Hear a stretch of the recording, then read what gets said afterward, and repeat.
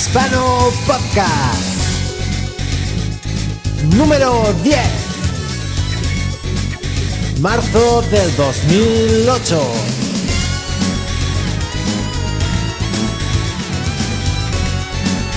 Hoy presentamos OpenSaba Framework. Hola, buenos días, bienvenidos a otro número más, al número 10 de Java Hispano Podcast, un podcast de tecnología, programación y lenguaje Java. Este es un número especial ya que a partir de ahora ya no podremos contar los números con los dedos de las manos, ya hemos llegado al número 10. Durante estos 10 números pues hemos ido mejorando, hemos ido aprendiendo cómo tenemos que hacer los podcasts y por supuesto no nos quedaremos aquí, sino que seguiremos avanzando en la edición de los números. Con todo ello sabemos que lo que mejor puede aportar el podcast es diversidad de ideas de diferentes personas. Por ello, si tienes conocimientos de Java, estás invitado a participar.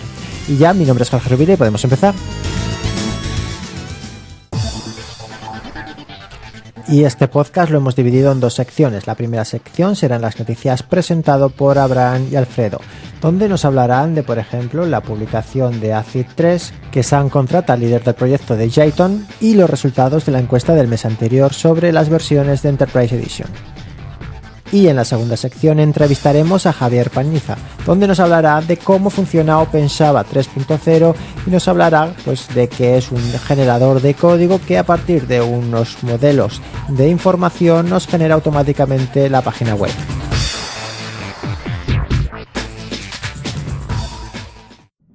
Java Hispano Podcast.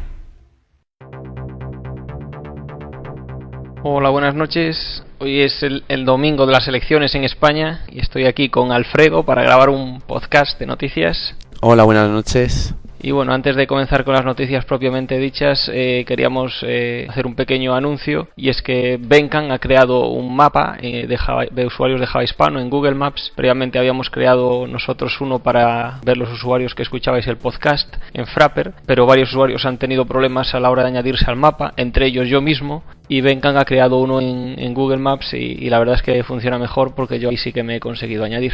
¿Tú te has añadido, Alfredo? Sí, yo también me añadí, así que bueno, pues animamos a todo el mundo. ¿A los dos o solo a este? Me añadí a los dos, al otro también lo conseguí, pero sí que hay más gente que ha tenido problemas, parece. No, pues a mí no me dejaba meter allí mi pin. Sí, lo comentaban algunos usuarios que habían tenido problemas, así que bueno, pues el de Google, que parece que le funciona mejor todo el mundo, pues animamos a todos a que os apuntéis ahí para tener un mapa de quiénes somos, ¿no? Un poquillo, está gracioso. Bueno, comencemos con las noticias. Bueno, pues la primera noticia que vamos a comentar es la publicación de la versión 3.0 de OpenSaba, que es un motor de aplicaciones JPA. Bueno, se trata de un framework que la idea que persigue es que nosotros nos enfoquemos en construir los elementos del modelo de nuestra aplicación, ¿no? Los pojos, digamos, basado un poco en la idea de JPA a través de anotaciones, y el framework se va a encargar de autogenerarnos, mediante un motor que en ejecución interpreta esas anotaciones, de autogenerar la parte de interfaz de usuario y la parte de persistencia propiamente dicha. Entonces, bueno, pues la idea es que nos concentremos, o que el programador se pueda concentrar exclusivamente en la lógica de negocio, y que todas las partes que el framework puede automatizar, pues las automatice un poco persiguiendo la idea de hacer el trabajo lo más productivo posible.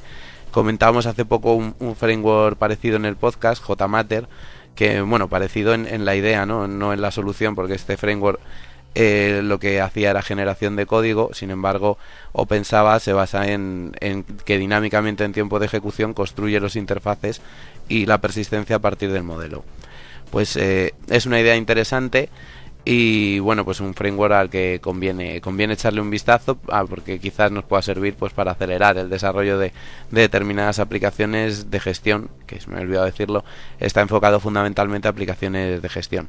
No sé qué opinas tú, Abraham, de este framework. A mí me parece bastante impresionante lo que se puede hacer con tan poco código, o sea, con un pojo, a fin de cuentas. Lo que ya no sé, no lo he mirado, así que tampoco puedo opinar, es lo que cuesta una vez que tienes, pues básicamente lo que tienes es una aplicación que te permite hacer operaciones CRUD y exportar a PDF y a Excel. Una vez que tienes esa aplicación, lo que cuesta, pues meter seguridad, meter más lógica, configurar un poco, adaptar un poco lo que él genera automáticamente. No sé, no puedo hablar porque ya te digo, no no Sí, yo en esa profundidad tampoco lo conozco, pero bueno, que es lo que decía, que conviene pues echarle un vistazo. Luego, claro, todos estos frameworks que automatizan cosas, pues siempre corres el riesgo de que si tienes un requisito muy particular o muy específico, pues te cueste un poco más o te cueste un poco menos, ¿no? Entonces, eso ya dependerá de cómo esté construido el framework, de los puntos de extensión que incorpore y de pues de las cosas que nos permita hacer para personalizar determinadas partes, ¿no? Que puede ser difícil en algunos casos. Sí, sobre todo si autogenera la interfaz de usuario on the fly. Sí, eso es lo que hace, claro, entonces es difícil cómo la modificas. Entonces, no sé cómo puedes tener tú un control más fino, añadir un widget tuyo o... Yo personalmente he trabajado haciendo un framework que guarda ciertas similitudes en cuanto a lo de generar on the fly la interfaz de usuario, y bueno, lo que nosotros teníamos pues era como, digamos, puntos de extensión. Implementas una determinada interfaz que te permite insertar un componente, claro, pero para hacer todas estas particularidades tienes que conocerte muy bien el framework, ¿no? Entonces, bueno, pues si el framework está bien diseñado y te permite añadir estas extensiones fácilmente, sí es verdad que puede ser muy productivo, pero si te tienes a lo mejor que pegar con el framework para simplemente sacar un botón en otra posición, entonces pues puedes tener un problema, ¿no? Porque los frameworks tienen que servir para facilitarte la vida. Si te complican hacer cosas sencillas, entonces complicado, pero bueno, eso ya para poder valorar en ese aspecto, pensaba, tendríamos que conocerlo, o yo por lo menos tendría que conocerlo mucho más. Creo que Javier Paniza, el autor, el que debe ser el líder del proyecto, va a ser una de las próximas entrevistas que tengamos en el podcast, así que ya lo vamos a poder conocer a partir de ahí. Así que ahí le preguntaremos bien entonces. Y por otro lado, no sé, Javier, si escuchas esto o no, pero bueno, si lo escuchas, en el número de mayo de la revista Solo Programadores, en la sección de Java Hispano va a aparecer una noticia sobre OpenJava 3.0. Y bueno, pasamos a la siguiente noticia. La siguiente noticia es que Sun ha contratado a Frank Wizerbicky, sabe Dios cómo se pronuncia eso, ha contratado al líder del proyecto Jython. Jython es un porte de Python a Java, del mismo modo que JRuby es un porte de Ruby. Y aparte de ser proyectos muy similares, también parece que están siguiendo una trayectoria muy similar, ¿no? Porque Sun contrató a los dos líderes del proyecto JRuby, y desde entonces JRuby pues se aceleró bastante, y de hecho pues ahora ya es capaz de ejecutar aplicaciones Ruby on Rails. Y ahora Sun ha contratado al líder, al creador, bueno, no al creador, al líder actual del proyecto Jython. El creador de Jython se ha ido a trabajar para Microsoft y a crear Iron Python, un porte de Python a .NET, pero ha contratado a su actual líder, y probablemente esto haga que también el proyecto se acelere bastante. Y bueno, en la noticia, que esta noticia más la puse yo, reflexionaba un poco de que esto también probablemente haga que NetBeans tenga en breve un buen soporte para Python, del mismo modo que ahora tiene un excelente soporte para JRuby. Ahora mismo están trabajando en tener soporte de primera clase para JavaScript. Una de las cosas de las que me he enterado hoy mismo, escuchando el podcast de NetBeans que hace el soporte de JavaScript, es, aparte de tener autocompletado, y autocompletado de cualquier librería, porque muchos entornos que usan autocompletado para JavaScript lo que hacen es pues acceder pequeños ficheros de metainformación donde describen lo que hay en una librería. Este usa mecanismos examina el código JavaScript para ver qué métodos están accesibles y qué no. Y una de las cosas que te pone en la ventanita de pop-up, esta típica cuando pones el puntito, ¿no? Que te aparecen los métodos posibles y si tienen algún comentario, pues una documentación. Una de las cosas que te aparece es los navegadores que soportan el método, que me parece una idea muy chula. O sea, te dice, este método te va bien en Firefox, pero no te va a funcionar en Internet Explorer. Y vamos, NetBeans lleva camino de convertirse en toda una joya para lo que es lenguajes de script. Sí, un poco al hilo de, aunque sea un poco off topic, de lo que comentaba sobre el soporte de JavaScript en NetBeans. La versión 6.1 de NetBeans, que acaba de ser publicada hace nada, ayer o antes de ayer, creo. Una beta todavía. Una beta, sí, es una beta. Ya incluye bastantes cosas de las que estaba comentando Abraham, por si alguien está interesado en probar algo de esto, pues con esta beta ya se pueden probar cosas de JavaScript. Yo es que lo he estado probando ayer, y bueno, sí que tiene cosas bastante interesantes respecto a JavaScript, y han mejorado más cosas, como el arranque, que era mucho más rápido, y alguna cosilla más. Así que aunque sea un poco off topic, pues si alguien está interesado, que ahí lo tiene para bajárselo. Bueno, aunque sea un poquito off topic, sigamos con el off topic de NetBeans. NetBeans 6.0, aunque dijeran que no era beta, seguía siendo beta. O O sea, yo no considero que eso sea un release estable. Le faltaba funcionalidad respecto a la 5.5 que no fueron capaces de portar, tenía un número de bugs bastante elevado. A mí me ha dado un montón de problemas con refactorings que rompen código y con ventanas de pop-ups de cualquier cosa, de documentación o de los quick fixes que no se cierran. Y bueno, el rendimiento también empeoró bastante. Y por lo menos el tema del rendimiento y de que hay cosas sin portar son cosas que reconoce la gente de Sun y lo van a arreglar en la 6.1. Así que la 6.1 yo creo que va a ser la 6.0 estable, de verdad. Sí. Y bueno, volviendo al tema de los lenguajes dinámicos, hemos tenido una discusión bastante interesante en Java Hispano, en una noticia que ha puesto Homa Beger, sobre cómo los lenguajes dinámicos y otros tipos de lenguajes se están metiendo en la plataforma Java, y que parece que Java está siguiendo el paso de .NET de ser una plataforma multilenguaje. Pondremos un enlace también a esa discusión, que es bastante interesante. Sí, eso, un poco discutíamos el otro día de algo parecido, ¿no? Cuando hablábamos sobre si Java debería incorporar o no más características al lenguaje, ¿no? Recuerdo que venía por las clausures, creo, la discusión. Bueno, pues esto es un poco, nos permite hacer eso. Por cierto, ¿has visto cómo va la encuesta de este mes? No he mirado cómo va. Bueno, pues la gente en Java Hispano no quiere saber nada de las clausures, básicamente. Bueno, ¿qué le vamos a hacer? Pues nada, pues habrá que adaptarse. De verdad, estoy rodeado de enemigos. A mí que no me importaba. Tampoco es algo que me preocupe en exceso. Ya te lo dije en la última conversación sobre el tema. Con las clases anónimas y las cosas que tiene la Java, no lo veía yo tampoco extremadamente necesario, ¿no? Pero bueno. Bueno, de todas formas, Java Hispano no va a decidir, ¿eh? No, eso está claro. Que ya estás hablando como si no fuera a salir adelante.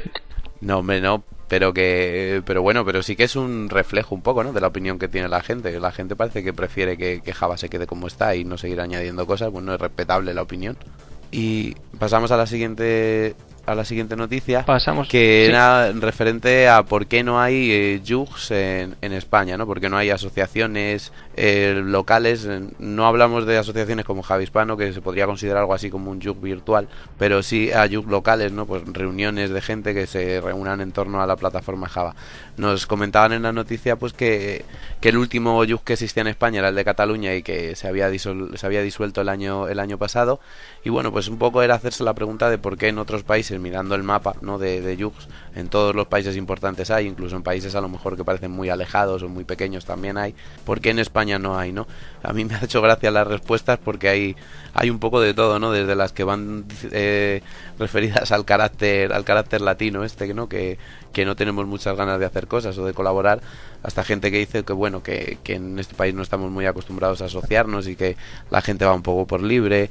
Yo la verdad es que no sé muy bien por qué no existen este tipo de asociaciones, porque programadores, por ejemplo, en Madrid, ¿cuántos programadores Java puede haber? No lo sé, pero son miles y miles. Y que de esos miles y miles de programadores pues no dé para hacer un grupo de 20, 30, 40 personas, pues la verdad es que es un poco, no sé, parece un poco peculiar, ¿no? Que yo creo que sí que podría montarse muy fácilmente y podría haber gente interesada. Yo creo que, por dar mi opinión, yo creo que lo que falta es alguien que arrastre a la gente, a lo mejor alguien que empiece y que sea capaz de arrastrar un poco a gente detrás y montar algo. Bueno, yo no tengo tan claro que sea eso, porque por ejemplo en Bilbao durante un tiempo, durante varios años era donde más gente del núcleo de Java Hispano había, y empezaron a quedar entre ellos y con otros usuarios, y vamos, más o menos, llámale Hook, llámale lo que quieras, pero vamos, creo que quedaban una vez al mes o algo así. Y bueno, las 2 o 3 primeras veces les funcionó y después dejó de ir la gente, básicamente. Y yo no sé cuál es el motivo, quizás sea que pues los españoles el tema de la tecnología lo vemos como algo para ganarnos el pan y no para dedicarle nuestro tiempo de ocio, que a fin de cuentas es lo que haces cuando vas a una reunión de un HUG. Bueno, Abraham, tú y yo no sé si estaríamos dentro de ese capítulo, ¿no? Porque estamos aquí. Tú y yo no, pero la mayor parte de la gente sí. Este mismo tema, más o menos, o sea, la poca colaboración por parte de la comunidad que hay, especialmente en España, yo no hablo de Sudamérica porque la verdad tampoco lo conozco tanto, surgió en la mesa redonda del Open Java Day del año pasado. El evento Java que organizó aquí en Madrid, San. Pues hablamos de este tema, y un dato que yo di en aquella discusión y que vuelvo a comentar aquí ahora es que no os puedo dar cifras del 2008, pero en el 2005 os puedo decir que había 3 españoles que perteneciesen a Apache Software Foundation y que Apache Software Foundation tenía unos 5.000 miembros. Eso quiere decir que un 0,06% de los miembros de Apache eran españoles. Y sin embargo, la economía española creo que viene aportando algo así como un 2% a la economía mundial. Algo de ese orden.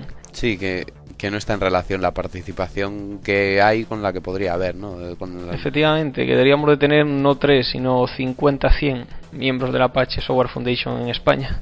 Sí, no, yo conozco muchísimos desarrolladores y podría contarte con los dedos de una mano los que tienen algo que ver con algún proyecto open source o dedican parte de su tiempo libre a hacer cosas fuera, ¿no? La verdad es que es un tema que, bueno, no se sabe si es por el carácter o eso tendría que ser un psicólogo, ¿no? El que lo dijera. Yo la verdad es que no sé muy bien por qué es.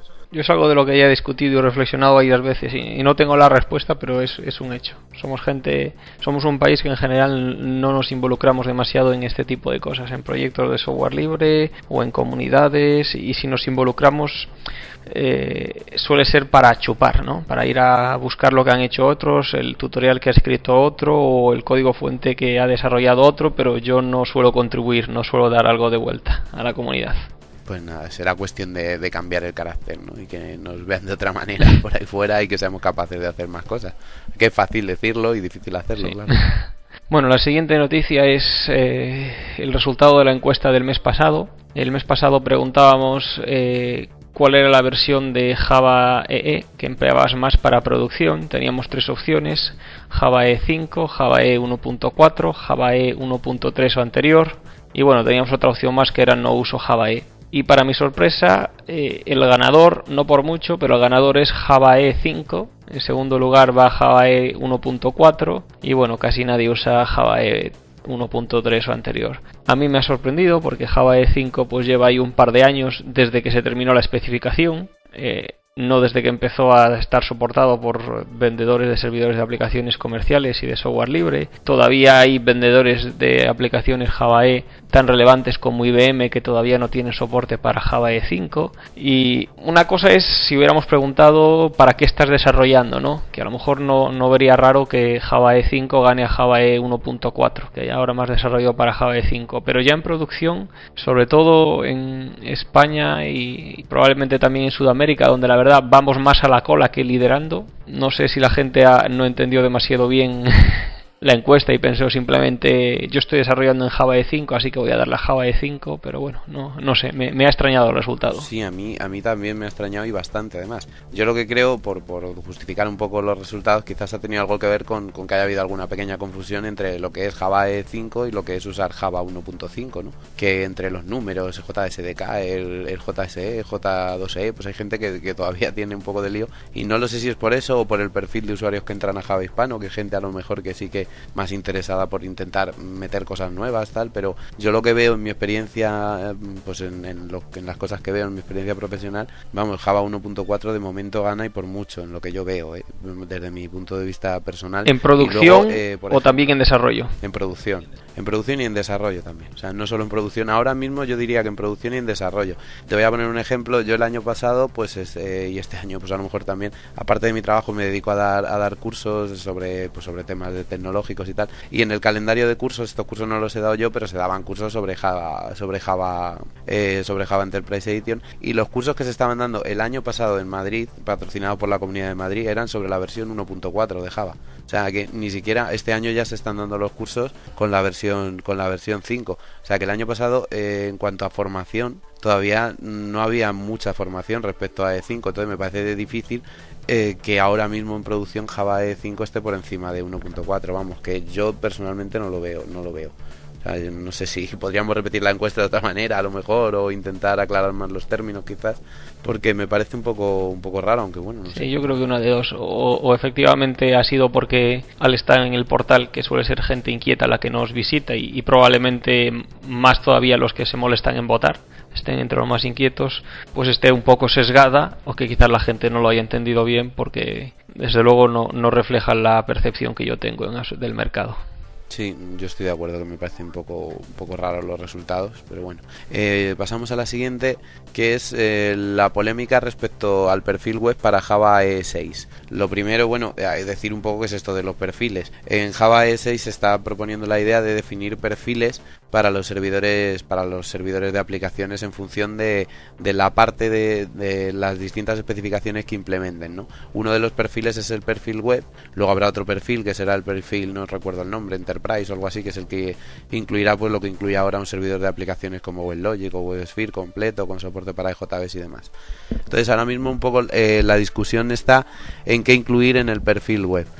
Lo que parece claro que se va a incluir es el API de Servlet, el API JSP, el API EL y JSTL.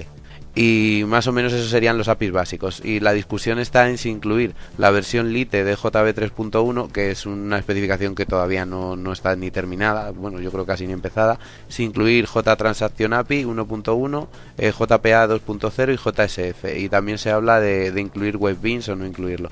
Entonces hay un poco de polémica entre qué cosas se deberían incluir en el perfil web y qué cosas no se deberían incluir dentro del perfil, ¿no? Bueno, en las respuestas que hemos tenido a la noticia en Java Hispano, la polémica ha ido incluso un poco más allá, ¿no? Ha ido a si esto de los perfiles tiene sentido o no tiene sentido también.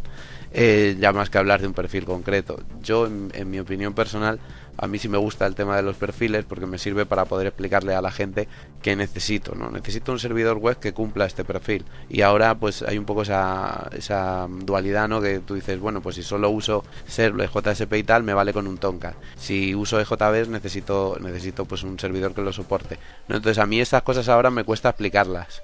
Ya, pero sí, claro. No, y si necesito Servlet, JSP, Sportless y JSLT, ¿me vale con un Tomcat o no? Claro.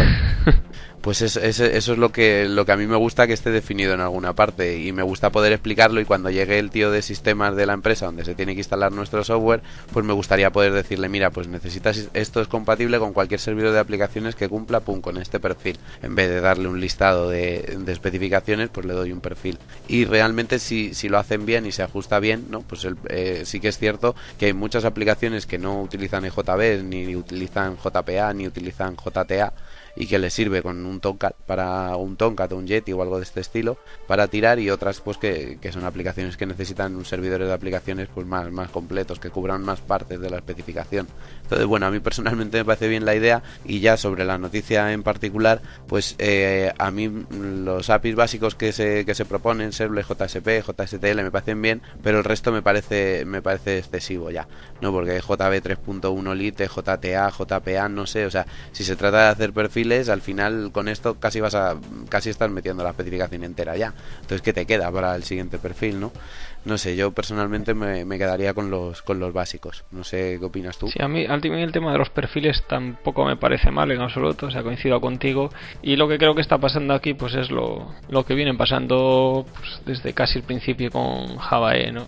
Los vendedores de los grandes servidores empujan a que la gente use JBeans y aquí use básicamente cosas que probablemente no necesite para su problema concreto, pero que invaliden otras soluciones como puede ser Tomcat, la más popular de ellas, ¿no? O sea, tratan de justificar, ¿no? Es que como para usar el perfil web necesitas JB 3.1 Little, pues te tienes que pagar la licencia de mi servidor y no te puedes usar el Tomcat.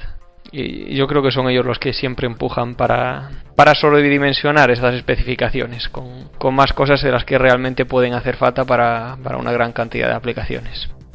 No, y además que pensando en Tomcat o pensando en Yeti o en este tipo de proyectos, pues tendrían que hacer un trabajo bastante gordo para incluir todas estas especificaciones que están, o sea, para incluir el JB 3.1 Lite y todo este tipo de cosas, tendrían que modificar bastante sus servidores de aplicaciones, mientras que si se quedan con las especificaciones base, pues tenemos unos perfiles que se ajustan más a la realidad, que ahora mismo no está definido, pero existe, que es esta diferencia entre uso un servidor de aplicaciones, digamos, con soporte para tecnologías web, o uso un servidor de aplicaciones completo con soporte para EJBeans, que suele ser lo que marca la diferencia, EJBeans sí o no, más o menos, esto muy a grandes rasgos, por supuesto. Entonces, a mí me parece que, bueno, pues algo que los perfiles sirven para definir un poco lo que ya hay, ¿no? Pero tenerlo bien definido en algún sitio. Claro, si empiezas a pedir 20.000 cosas más, pues te estás perdiendo un poco el objetivo, creo yo. Bueno, la siguiente noticia es que WASP, The Web Standards Project, ha publicado la versión 3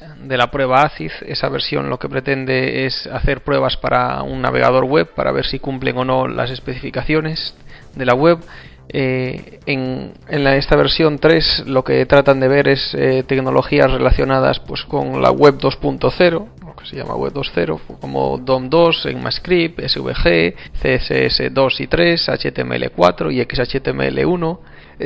Los test ACID son test que, por así decirlo, van marcando a la industria y a los desarrolladores en general de navegadores web hacia dónde deberían de tender, ¿no? Son bastante futuristas, como es el hecho ahora mismo de que ningún navegador actual es capaz de pasar el test ACID, ¿no? Firefox 2 se queda en el 50% del test, el Firefox 3 beta solo llega al 59%, Internet Explorer 6 al 12%, Internet Explorer 7 creo que era un 13% o algo así, Internet Explorer Safari 39%, y el Internet Explorer 8 beta 1 el 17%. O sea, es un poco la diana hacia la cual tienen que apuntar los que están desarrollando navegadores web y les interesan los estándares, ¿no? Porque no tengo yo claro que en algún momento Internet Explorer vaya a pasar este test.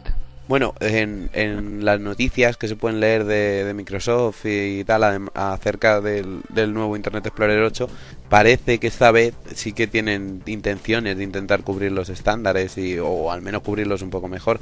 Eso como intenciones que tienen, ¿no? Luego ya veremos esto en qué se traduce. Bueno, esto ha sido toda la polémica que tenían con los 3 modos diferentes de renderizar HTML. Sí, no, sí, es un lío curioso. Para los que no lo sepáis, básicamente Internet Explorer 8 puede renderizar web en 3 modos. En modo, por así decirlo, Internet Explorer 6, Internet Explorer 7 e Internet Explorer 8. Y el por defecto creo que iba a ser Internet Explorer 7, que no es un modo que sea compatible con los estándares, y como la gente se quejó bastante, parece ser que ahora el de por defecto va a ser Internet Explorer 8, el modo que es más compatible con los estándares. Pero a mí me parece una locura, porque no me creo que realmente vaya a emular perfectamente a Internet Explorer 6 y 7. Entonces al final vamos a tener que hacer la web para Internet Explorer 6, para Internet Explorer 7, para Internet Explorer 8 comportándose como el 6, para Internet Explorer 8 comportándose como el 7 y para el 8 comportándose como el 8. Ya me he perdido. O sea, y eso solo para soportar Internet Explorer. Y luego para Firefox 2, 3, para Safari, para Opera, bueno, y entonces ya pues nos dedicamos a la jardinería, que va a ser mucho mejor para nuestra integridad mental. A las aplicaciones de escritorio. También, para Windows, para Macintosh, para Unix. La verdad es que es increíble que las alturas en las que estamos y con todos los desarrollos web y con toda la importancia que ha tenido el desarrollo web, sigamos en el 2008 con este desbarajuste de navegadores, de implementaciones, de qué tal navegador no implementa bien tal cosa. Lo que comentabas tú antes del NetBeans, sobre que te decía que funciones iban a funcionarte en un navegador sí y en otro no. Madre mía, o sea, eso pues en el fondo no es más que un parche bien por parte de NetBeans para algo que funciona realmente mal, ¿no? Y que bueno, pues algún día digo yo que se dignarán a implementar las especificaciones como Dios manda, pero vamos, no sé, todavía estamos esperando, ¿no? Y llevamos esperando muchos años y esto sigue igual.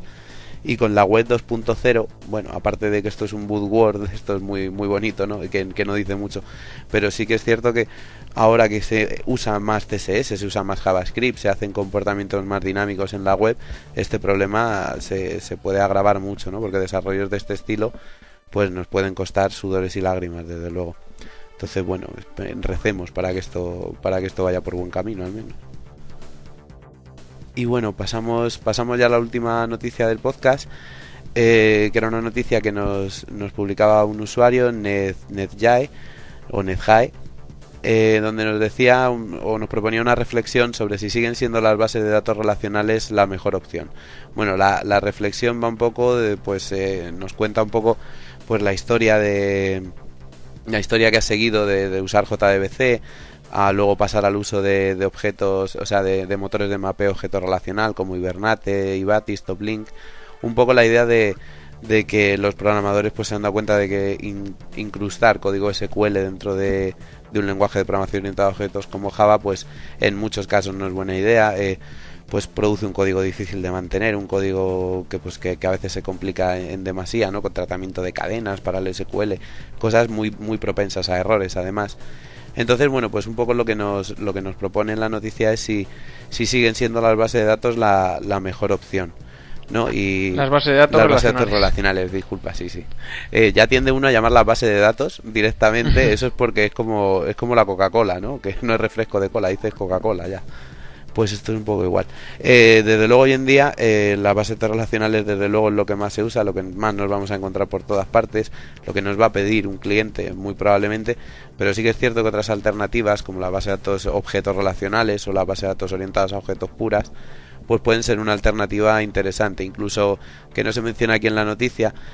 También existen cosas por ahí como base de datos documentales, no sé si os suena a CouchDB, que es una base de datos documental que está teniendo, bueno, pues cierto ruido, ¿no? Ha formado en internet porque propone ideas bastante originales, o incluso APIs de persistencia como el Java Content Repository pueden sustituir también a las bases de datos en algunos casos para la persistencia.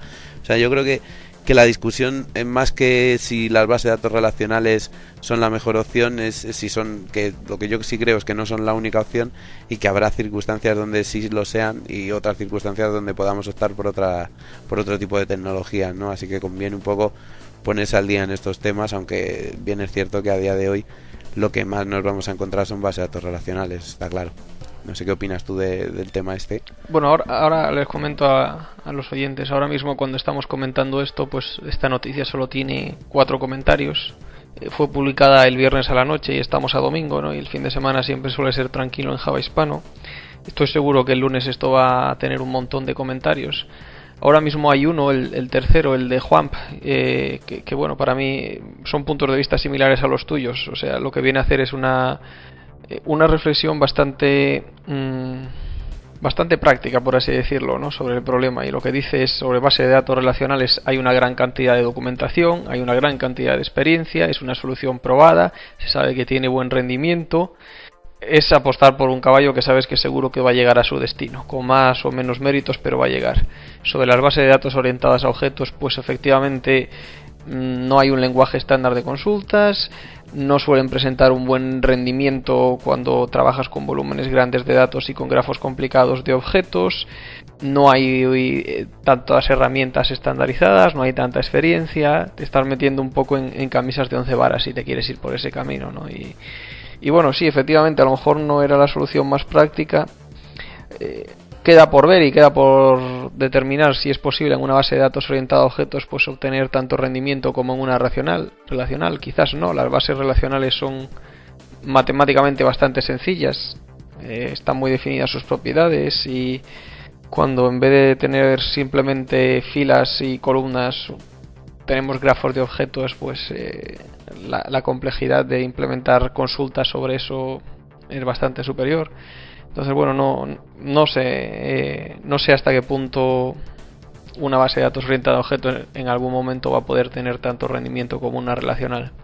Pero bueno, la reflexión de Juan, a fin de cuentas, es que en la práctica y para un proyecto real no te queda más remedio, salvo escenarios muy particulares, no te queda más remedio que ir por una base de datos relacional. No, hombre, sí, en la mayoría de los casos está claro. Luego cuando llegas al cliente y tienes que instalarle la aplicación, pues va a ver cómo le explicas tú que la base de datos que le vas a montar ahí no es una base de datos de las que él conoce, ¿no? O no es una base de datos relacional para la que tienen a lo mejor un DBA contratado, para la que tienen ya una infraestructura y para pues la que la gente sabe trabajar con ellas, existen herramientas. Entonces sí, desde ese punto de vista está claro que es difícil, ¿no? Quizás para proyectos pues o más arriesgados o más pequeños donde te puedas permitir el lujo, pero sí que es complicado. Y claro, siempre hay que poner en una balanza, ¿no? Pues lo que te puede complicar la vida y lo que te puede ayudar, ¿no? Entonces, pues usando un mapeo objeto relacional tipo Hibernate y demás, puedes casi terminar con la impedancia esta famosa objeto relacional y conseguir que tus programas pues tengan un aspecto en condiciones orientados a objetos y bastante bien. Entonces, a lo mejor la ganancia no es tanto de usar una base de datos orientada a objetos o objeto relacional, y bueno, pues eso ya depende de lo que cada uno quiera arriesgarse o quiera jugársela, ¿no? Un poquito, porque estas cosas es jugársela un poco, la verdad. Bueno, esto es todo por hoy. Saludos a todos los oyentes y seguramente vosotros vais a escuchar esto en Semana Santa, así que los que tengáis vacaciones que disfrutéis de un buen puente de Semana Santa. Pues lo mismo, saludos a todos y yo como no tengo vacaciones, pues que disfrutéis los que tengáis. Hasta otro podcast.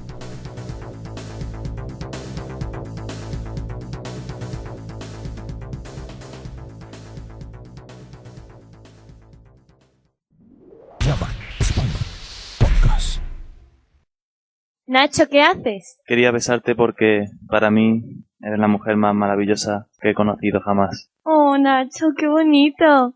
Si ya sabes que te quiero. Como amigo.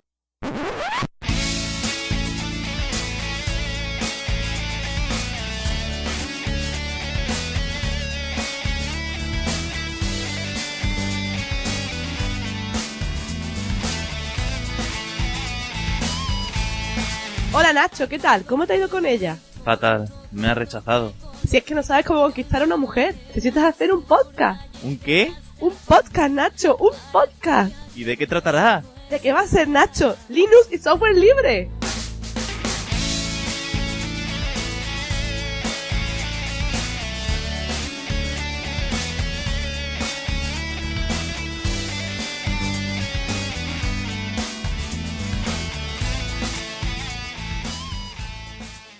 El podcast de Linux Hispano.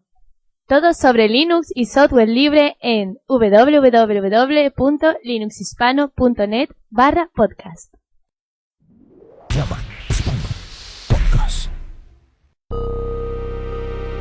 Y ahora a continuación vamos a hablar con Javier Paniza, que nos va a explicar cómo funciona OpenSaba, un framework para desarrollo de aplicaciones de tipo web.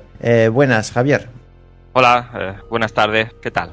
Y con nosotros también tenemos a Eric Camacho. Buenas, Eric. Hola, buenas a todos. Para empezar, entrando en materia, Javier, ¿nos podrías hablar un poco de cuál es tu perfil como desarrollador o qué es lo que te gusta dentro del desarrollo de software? ¿Qué herramientas sueles utilizar? Bueno, pues yo trabajo con Java desde hace bastante tiempo, desde 1998, ya haciendo aplicaciones en 3 capas con RMI, con Swing y cosas por el estilo, y entonces, como en la mayoría de nosotros, las herramientas no siempre las elegimos nosotros, sino que nos vienen dadas, ¿no? Y entonces pues he utilizado como casi todos, pues de todo, desde empezar con el JBuilder, el Visual Ace, el RMI, JBoss, Jonas, Webfire, todas esas cosas que estamos obligados a utilizar. Y claro, actualmente, a medida que puedes empezar a decir las cosas que te gustan, escoger las cosas que mejor van. Y casualmente las cosas que mejor van son las herramientas de código abierto. Entonces, pues a mí me encanta trabajar con Eclipse, con Ant y con todas las herramientas de código abierto que tenemos, JBoss, Tomcat, etcétera, para desarrollar.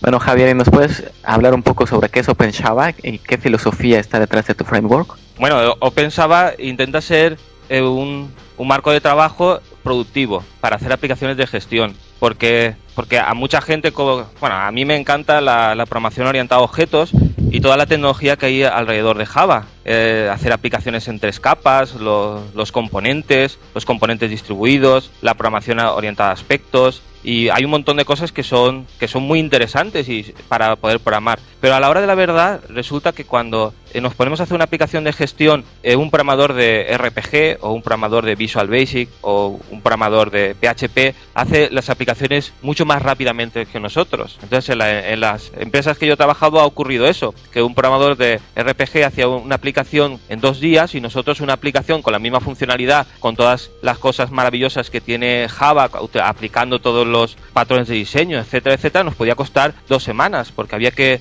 escribir mucho código y había que tener bastante conocimiento. Entonces, el propósito de OpenSaba es poder utilizar programación orientada a objetos, pero tener una productividad alta, poder ser tan productivos como un programador de Visual Basic, de RPG, de PHP, etcétera. Ese es el objetivo. Y después está la forma de conseguirlo. La forma de conseguirlo es intentar programar menos y definir más. Entonces, originalmente la idea es definir componentes de negocio utilizando XML, en el que nosotros solamente decimos la o definimos la lógica de negocio, decimos qué estado van a tener los componentes, qué cálculos van a tener, qué validaciones hacen falta, cómo van a estar distribuidos los componentes en la pantalla, pero lo hacemos a un nivel de abstracción muy alto, lo hacemos de una forma lo más sencilla posible. Y entonces OpenSaba, a partir de eso, pues genera una aplicación que tiene todo lo que hubiera tenido una aplicación desarrollada utilizando Java, las 3 capas, Interface Java Beans o Hibernate, todo lo que hubiéramos querido.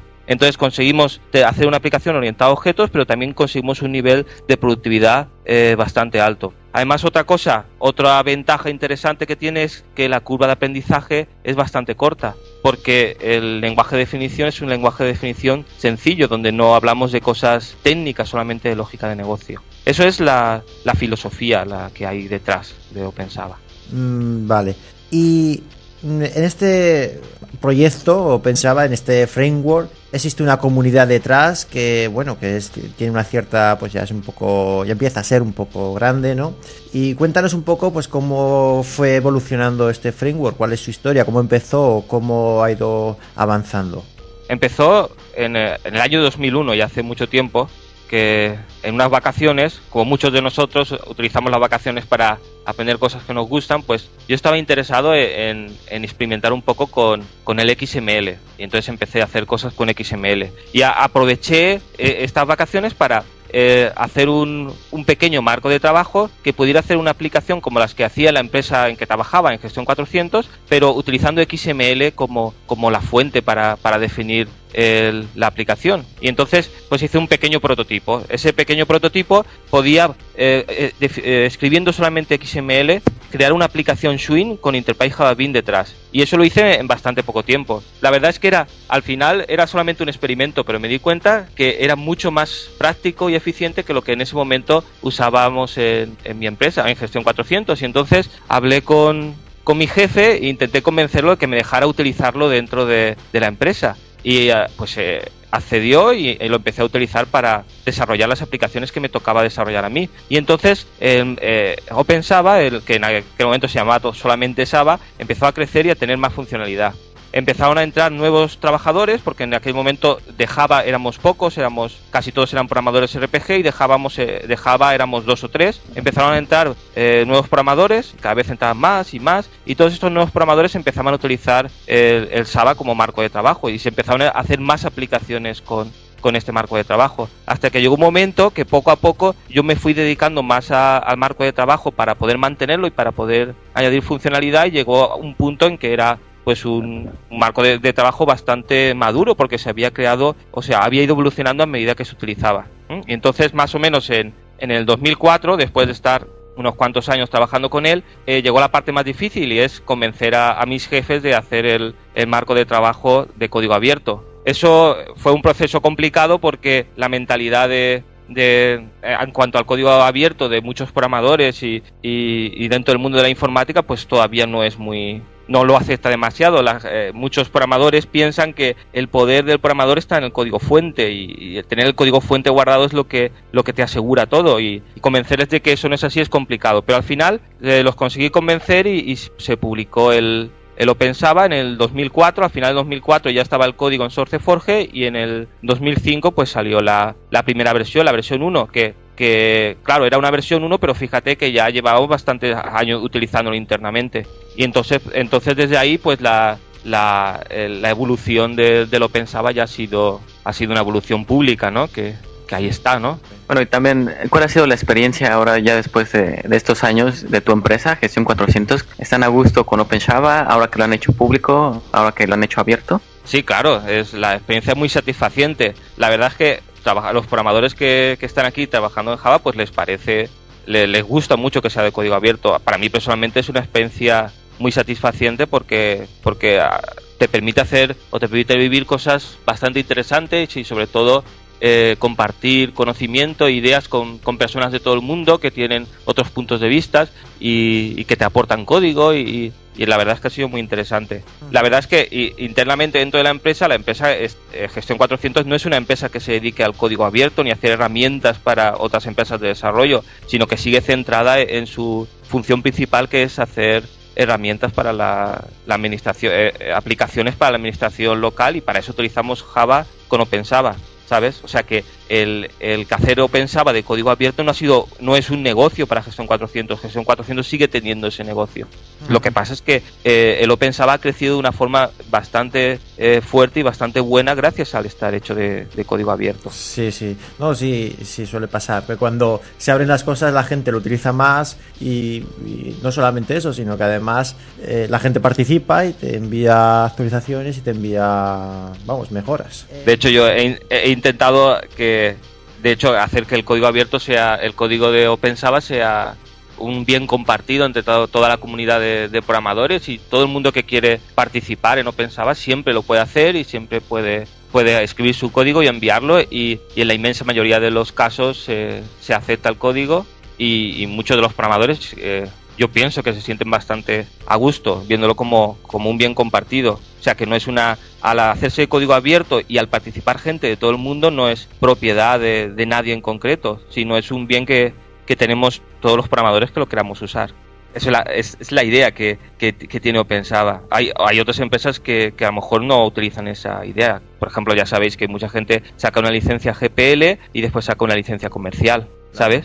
O tiene una licencia de código abierto que es muy permisiva, pero nunca admite contribuciones de gente de fuera. Y esa no es la filosofía de OpenSaba. OpenSaba es una herramienta para los programadores Java que hagan aplicaciones de gestión, y cualquiera puede participar y la puede tomar como si fuera suya. Sí. Oye, has comentado que que OpenSaba lo que te hace es generarte un código a partir de un modelo que está escrito en XML. Hace 2 años, no sé cuántos años, X años, salieron las anotaciones, ¿no? A partir de la versión 5.0 del JDK de Java. Y entonces, por ejemplo, los EJBs pasaron de XML a poderse utilizar con anotaciones. ¿OpenSaba está preparado para utilizarse con anotaciones, o está previsto que se pueda utilizar anotaciones? ¿O qué impresiones tienes tú sobre las anotaciones? Muy bien. Me gusta que me hagas esa pregunta.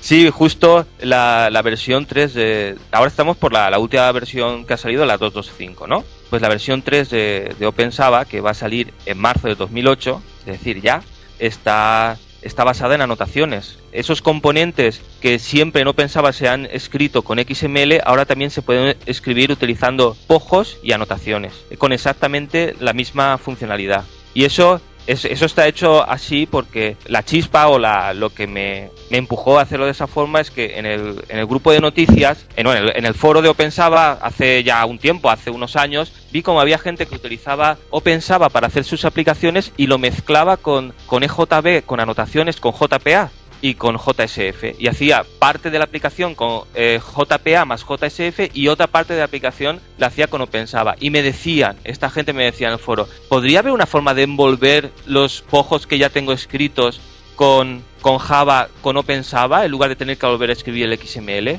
Y eso lo pedían como algo que a ellos les gustaría tener, y entonces a mí me hizo ver que eso era algo que desde el punto de vista estratégico era muy interesante, porque si yo pensaba, en lugar de tener como lenguaje de definición el XML, un formato propietario de XML, utilizaba el formato estándar de Java para definir la lógica de negocio, que son clases de Java normales, pojos, con anotaciones JPA o otro tipo de anotaciones estándar de Java como fuente para tener la aplicación, esto abriría muchas puertas, como por ejemplo que alguien que ya tuviera su aplicación escrita o escrito su modelo utilizando pojos, los pudiera meter en OpenSaba y en un instante tuviera una aplicación OpenSaba funcionando sin tener que escribirla o migrarla con un coste muy alto. Y además el poder utilizar herramientas estándar como herramientas para UML, o el DALI como mapeador para objeto relacional, o Hibernate Tools para crear un modelo de clases a partir de una base de datos relacional. Todas esas cosas las puedes utilizar inmediatamente a partir del producto que te generan estas herramientas estándar, tener una aplicación OpenSaba. Es decir, OpenSaba a partir de la 3 utiliza pojos con anotaciones JPA y anotaciones propias de OpenSaba, y otras anotaciones como anotaciones de Hibernate o Hibernate Validator para definir los componentes de negocio. No sé si lo he explicado demasiado enredado.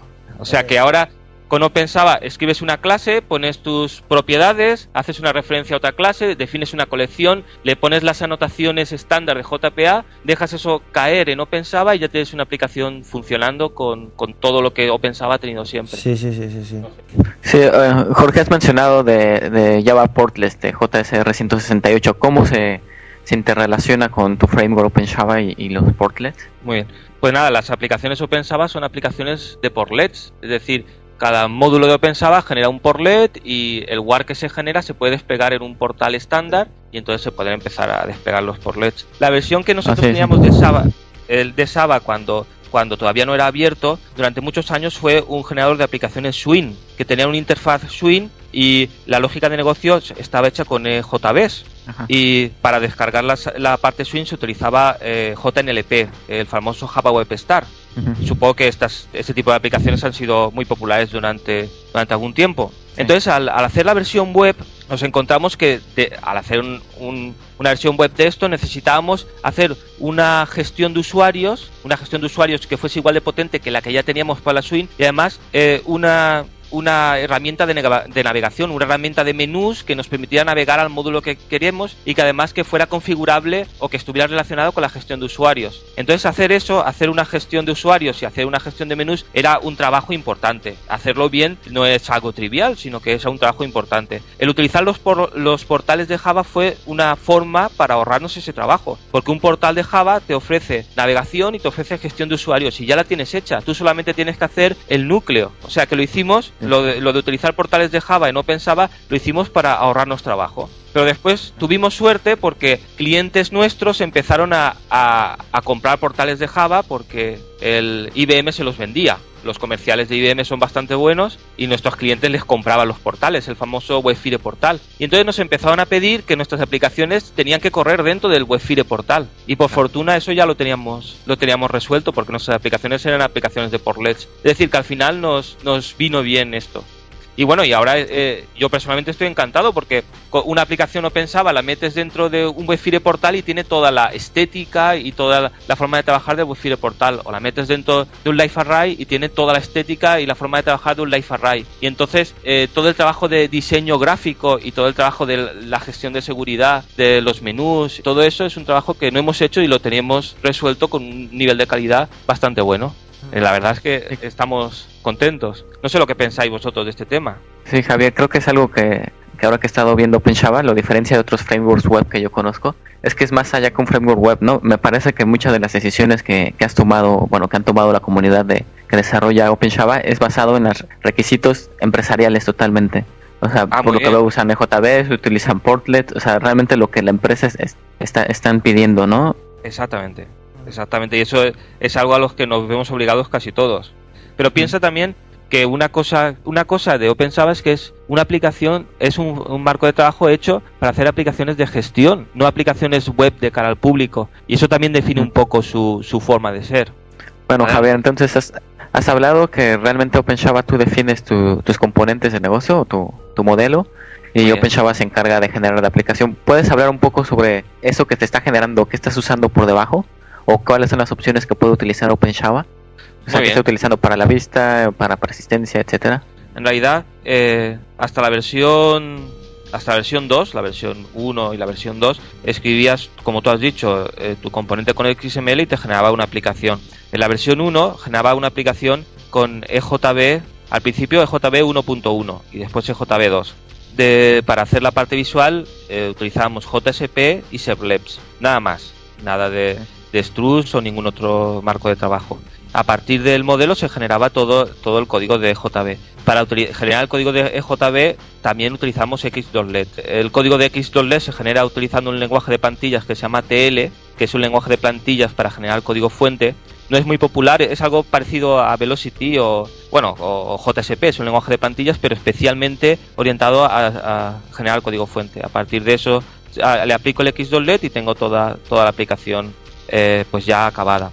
A partir de la versión 2 de OpenSaba también funciona con Hibernate y generando pojos. Entonces, a partir de esos XMLs y utilizando también TL, se generan todos los pojos, uno por cada componente, y todos los archivos de mapeo de Hibernate. Y también a partir de la la versión 2.1 de OpenSaba, como gestión de persistencia, además de Hibernate, también se admite el JPA de JB3. Entonces, en realidad ha ido evolucionando y actualmente permite las tres tecnologías. JB2 todavía lo permite, puedes desplegar un EAR en un servidor remoto y todo eso. JPA e Hibernate, según quieras. Y para la presentación siempre JSP com Servlets.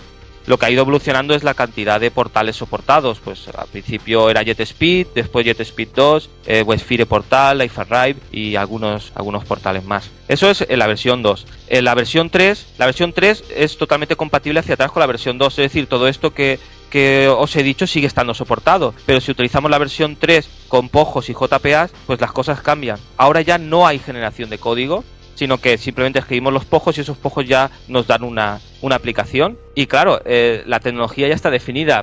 Utilizamos POJOS, utilizamos JPA y JSP más Serverless para la presentación. De esta manera, en la última versión se produce un efecto muy agradable, porque al quitar la generación de código, tú estás en tu código, escribes un poco de código, compilas, control V, que son unos segundos, le das al navegador a refrescar y ya tienes el cambio hecho. Es decir, desde que tocas el código hasta que ves el resultado, pasa prácticamente 2 o 3 segundos, lo que tarda el Tomcat en darse cuenta. Y eso agiliza bastante el desarrollo y es bastante agradable, la verdad. Vi en la página que tienen ahí un plugin en beta para Eclipse. Sí. ¿Este plugin qué hace? ¿Cómo te ayuda? Tiene dos partes. Una, te permite conectarte a una base de datos, las tablas y genera todos los componentes de OpenSaba necesarios para la aplicación. Entonces, para hacer desarrollo rápido a partir de una base de datos que existe, pues es algo muy interesante. Este plugin fue contribuido por Sergio Mondino, que es desde la Argentina, y Pepe Puente, desde España, aunque ahora está en Reino Unido. Otras partes del plugin permiten, por ejemplo, crear un nuevo proyecto OpenSaba. En lugar de utilizar un asistente Conan, podemos darle nuevo proyecto OpenSaba. Le ponemos el nombre del proyecto y ya tenemos un proyecto con toda la estructura necesaria para trabajar con OpenSaba. Y también algunos editores para editar archivos propios de OpenSaba, algunos editores de Eclipse. Pero este es un plugin que está es una versión 0.2. O sea, que no tiene el nivel de estabilidad que tiene el marco de trabajo. Pero la verdad es que funciona bien. Lo que pasa es que en ambos casos, justo cuando acabaron el plugin y lo contribuyeron, ellos se movieron a otros avatares personales y dejaron de trabajar en ellos. Así que están ahí huérfanos para si alguien quiere contribuir. Vale, entonces yo la impresión que me llevo de OpenSaba es que yo genero una especie de modelo y me genera la aplicación en todas las capas, porque hemos hablado de Hibernate, hemos hablado de los servlets, de los JSPs, incluso, como has dicho antes, hay una versión que no sea GPL aún, que es sobre Swing, es decir, que no solamente podría generar código para una aplicación web, sino igual para una aplicación interna, generar a partir del mismo modelo mi aplicación de escritorio. Exactamente, la misma esencia de MDA, exactamente, sí. Vale. O sea, en lugar de ser un marco MVC, es un marco M. Entonces, una de las capas que interesa también mucho es el acceso a base de datos. ¿Podrías hablarnos cómo utilizar OpenSaba por ejemplo, con JPA y cómo trata la concurrencia en OpenSaba? Muy bien, pues de alguna forma OpenSaba en ese tema pues no tiene mucho que decir, porque nosotros escribimos nuestro código JPA con POJOS y OpenSaba da la parte de la vista y del controlador, pero la parte del modelo y de acceso a base de datos es la que tiene JPA de forma estándar. Lo que pasa es que la guía de referencia de OpenSaba sí que explica cómo utilizar esto, cómo escribir tus clases para poder trabajar, por ejemplo, con el tema de la concurrencia. Entonces, una forma muy sencilla de hacerlo, que es la forma estándar de JPA, es coger una propiedad y marcarla con versión. Entonces le ponemos @versión y entonces JPA y OpenSaba también reconoce esta propiedad y lo utiliza para hacer una gestión de concurrencia optimista. Y así está resuelto el tema de la concurrencia. Es como el tema del interfaz gráfico y los portales. Simplemente utilizamos lo que ya da JPA. Javier, otra pregunta, cambiando un poco de tema. Bueno, más bien de capa. Ahora que estaba revisando la guía de referencia en castellano, la forma en que defines la vista me pareció por lo menos curiosa, ¿no? Que pones, tú desde una anotación estás definiendo realmente el formato con que se van a presentar tus datos en pantalla. Exactamente. Es así, ¿no? ¿Puedes hablar un poco sobre esta característica? Muy bien. De alguna forma, las vistas, una de las partes que más trabajo quita a la hora de desarrollar una aplicación de gestión es dibujar la interfaz gráfica. OpenSaba lo que hace es automáticamente dibujar una interfaz gráfica a partir de los POJO que hemos escrito nosotros. Pero claro, eso normalmente no suele servir, porque si a lo mejor es una clase con código y descripción, pues la interfaz va a ser buena, pero si es una clase muy compleja con muchas colecciones, muchas referencias, etcétera, pues nos interesa que los datos estén distribuidos de una forma más agradable. Y entonces con las anotaciones podemos refinar de qué forma pueden salir esos datos, pero hacemos una definición a un nivel de abstracción alto. Es decir, nosotros hacemos una anotación que se llama view, @view, arriba de la clase. Le ponemos un nombre a esa vista para después hacer referencia a ella, y ponemos las propiedades, colecciones o referencias que queremos que salgan. Pero además, utilizando cosas sutiles como la coma y el punto y coma, podemos hacer que salgan unas debajo de las otras. Poniendo los corchetes hacemos que salgan enmarcadas, y poniendo llavecitas, las llavecitas famosas del Java, hacemos que salgan en pestañas, y así por el estilo. Y permite, por ejemplo, marcos anidados o pestañas dentro de otras pestañas, y entonces al final podemos crear una interfaz de usuario bastante personalizada, sin tener que dibujar una interfaz de usuario, solamente diciendo más o menos cómo se tienen que distribuir los datos. Sí, y ya la interfaz que estás creando, ¿no? Has dicho que es JSP. ¿Tiene funcionalidad Ajax, la que crea OpenShaba? No soporta Ajax todavía. Eso es lo que va a soportar la siguiente versión, la versión 4. Okay. En esta versión pues soportamos JPA con POJOs, pero generamos en la interfaz gráfica la misma que generaba el OpenSaba 2. Y para la versión 4 ya habrá soporte a Hash. Lo que pasa es que va a ser algo paulatino, o sea que a medida que vayan saliendo en versiones irá habiendo más y más soporte a Hash. De hecho, la idea, eso ya es algo del futuro. Para el futuro, la idea es que poco a poco, seguramente utilizando DWR, vayamos añadiendo a Hash a lo que ya tenemos. Y mi idea es que llegue un momento en el que podamos insertar otro generador de interfaces gráficas que no tenga nada que ver con HTML y con Ajax, lo cual me parece muy interesante. Por eso es uno de los interfaces, podría ser el Flex, porque es muy diferente a HTML, pero solamente es una posibilidad, y hay otras posibilidades. O sea que Ajax de momento no, pero habrá dentro de poco. Vale, de acuerdo. Admito que es un punto flaco porque todos los marcos de trabajo ponen la palabra Ajax. Sí.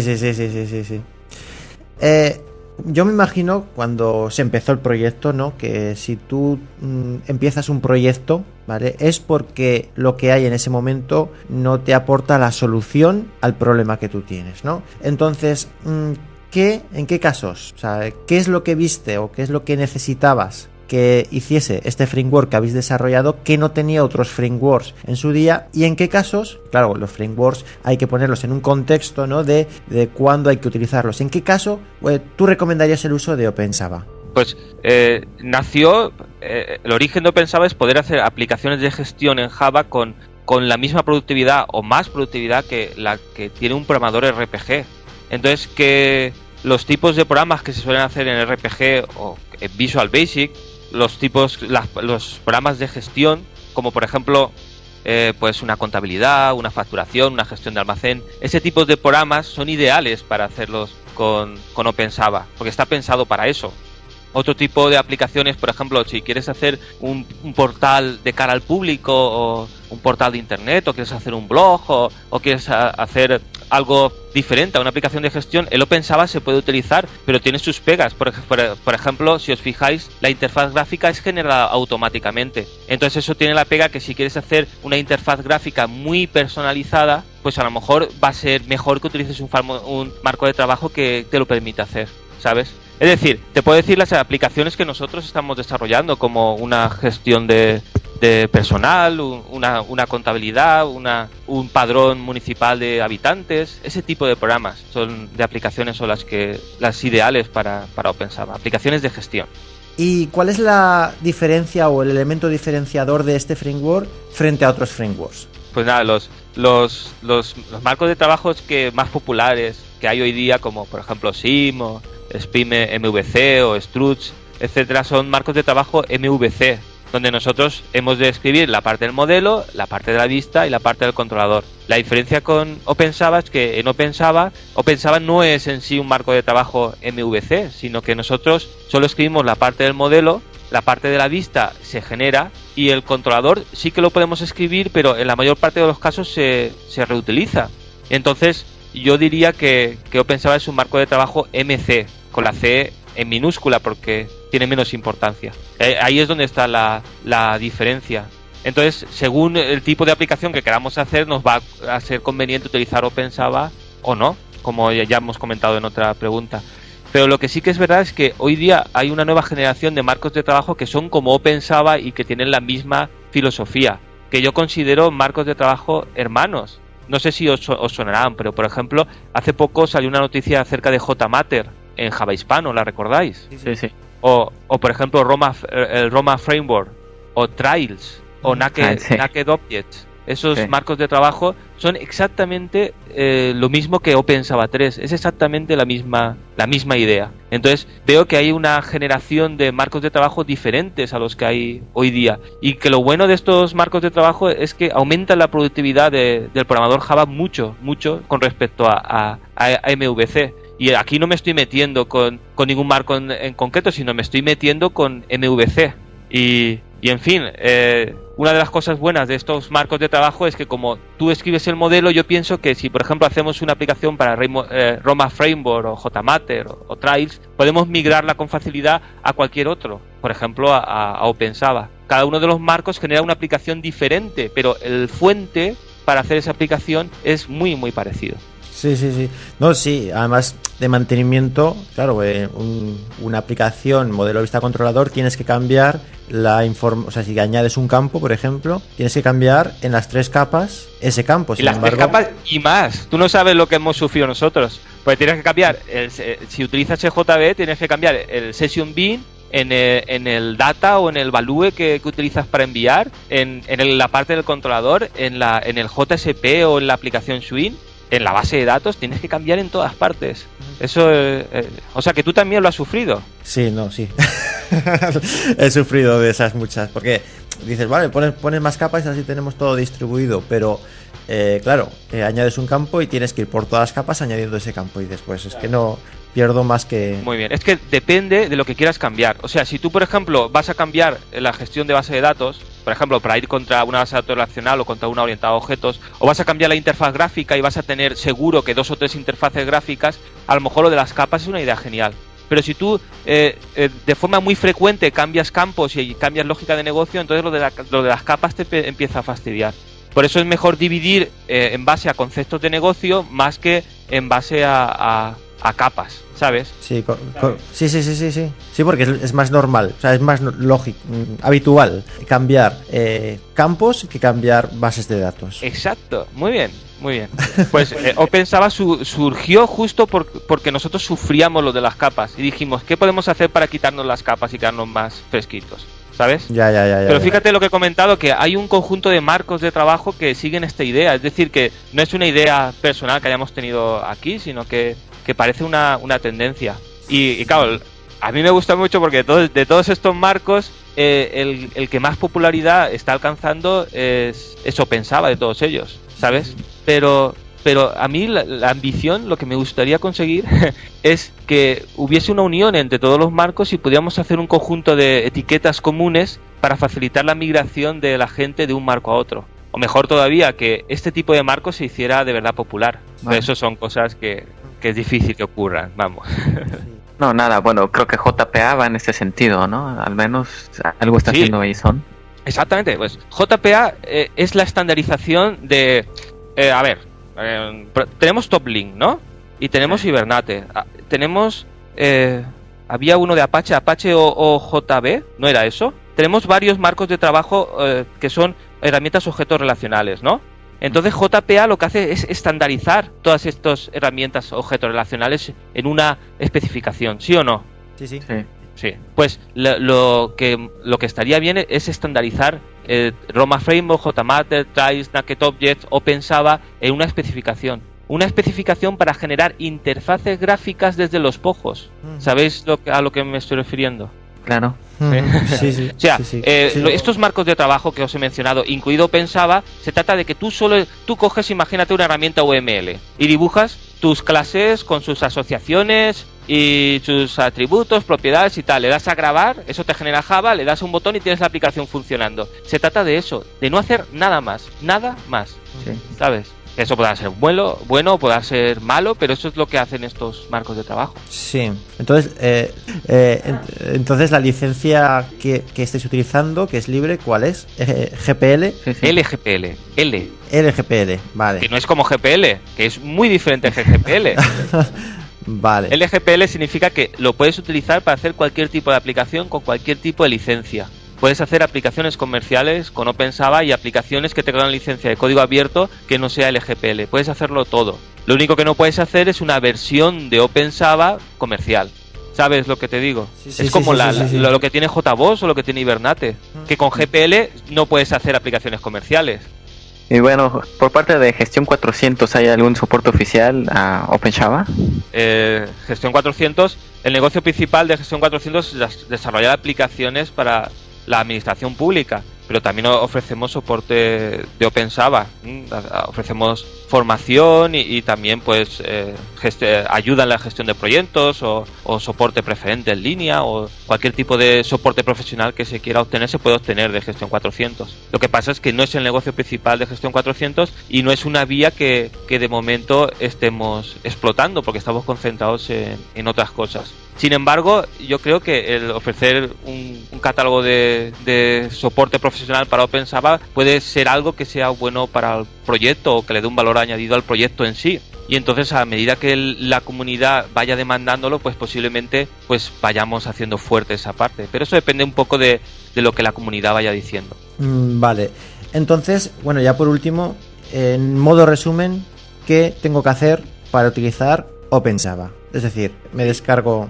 O sea, un Hola Mundo. Imagina que quiero hacer un Hola Mundo en OpenSaba. Muy bien, pues tú haces opensaba.org. Allí te descargas el OpenSaba, lo descomprimes y en el raíz hay un archivo que se llama cómo empezar. Entonces lo único que tienes que seguir es esas instrucciones, que básicamente solo necesitas tener un Java 5 instalado en tu máquina y un Eclipse.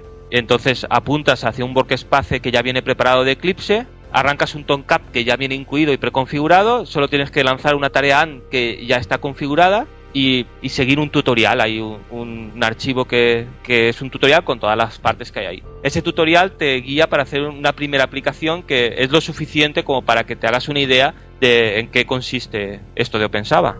Bueno, ya solamente algo creo que no has comentado. Si ya hay una fecha prevista para publicar la versión final de esta versión 3 que estás trabajando. Sí, bueno, aquí no hay una fecha concreta, pero en marzo aparece. Lo apuntamos. Ya verás, te mandaremos mensajes como no... Porque quizás podría coincidir con... Espero que lo disfrutéis. Podría coincidir con el podcast, Eric, ¿no? Eso sería genial. Además, la versión 3 tiene una cosa bastante interesante por cómo está hecha, que podéis... Eric, tú utilizabas JBoss Sim, ¿no? ¿O lo habías utilizado? Sí o no? Pues un experimento... Sí, lo has utilizado, ¿no? Un experimento interesante es coger toda la parte, todos los pojos con lógica de negocio de una aplicación que tengas con Sim, moverlos a una aplicación OpenSaba, dejarlos caer y hacer rodar la aplicación a ver lo que pasa. Ah, sí. Sí, para que veas cómo es fácil migrar de una aplicación hecha con JBoss Sim a OpenSaba. Muy bien. Vale, de acuerdo. Entonces, animar a todo el mundo a que descargue a OpenSaba, lo pruebe, lo descargue y vea para qué sirve y si le puede aportar un valor en su negocio, pues para desarrollo más rápido, utilizando únicamente una definición de cómo es la aplicación y ya automáticamente genere el código. Y ya es el momento de despedida. Hasta luego, Javier. Hasta luego. Muchas gracias por la invitación. Ha sido un placer hablar con vosotros y con la comunidad de Java Hispano. Y hasta luego, Eric. Hasta luego y un gusto estar aquí otra vez.